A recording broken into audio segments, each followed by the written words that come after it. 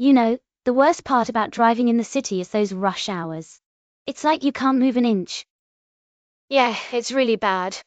I try to avoid going out then. Avoid? How do you even do that?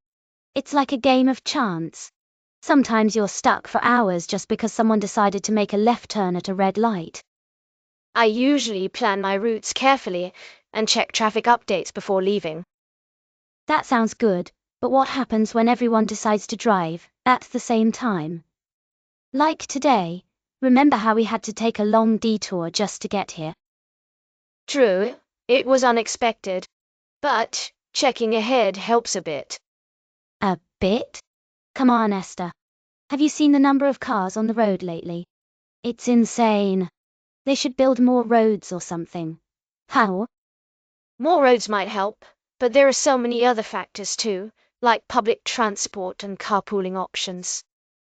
Carpooling? Are people actually doing that now? I mean, sure, it could work if enough people did it. But how often does that happen? Not very often, but it could become more popular with better incentives. Incentives. They need to start somewhere though. Maybe start by making parking harder in busy areas. If people can't find places to park, maybe they'll think twice about using their cars all the time. Speaking of which, have you noticed how crowded the buses and trains get during rush hour? Yes, it can be quite overwhelming. The subway especially feels like a sardine can. Exactly. And not only is it crowded, but is also unreliable. One day everything runs on time, the next, you're waiting forever for your train. It definitely affects my plans when I'm not sure if I'll arrive on time. On-time arrivals are crucial. I mean, why bother having a schedule if no one follows it? Plus, the maintenance issues are getting worse. There's always some part of the system breaking down. Ow. True, and when that happens, finding alternative routes can be challenging. Alternative routes. Yeah, sometimes walking is faster than trying to navigate through all those delays. Public transport needs better coordination and more consistent service. Agreed. Better planning and perhaps more frequent services could improve reliability significantly. Speaking of alternatives, what do you think about all these ride-sharing services? They seem to be everywhere now. I've used them a few times. They can be convenient, but I worry about how they affect traffic. Definitely. All those Uber and Lyft cars circling around, looking for passengers add to the congestion. It's like they're creating more traffic instead of solving it. That's true. I've noticed more of these vehicles during rush hour, making it even harder to move around. And don't forget the drivers who are constantly switching between passenger pickups and drop-offs. They tend to make quick decisions that can lead to accidents or further jams. Yes, and sometimes they park in odd spots while waiting, which blocks regular traffic flow. Absolutely. It seems like while ride-sharing offers convenience, it might be exacerbating the already heavy traffic conditions in the city. We need a balanced approach to manage this properly. A balance would certainly help.